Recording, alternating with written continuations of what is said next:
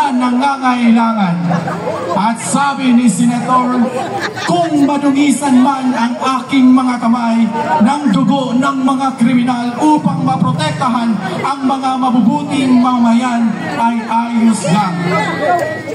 Southern Leyte, sugod nun, Southern Leteño and Region 8, matatag, matapang, makabansa, sa ngalan ng batas, siya'y lalaban.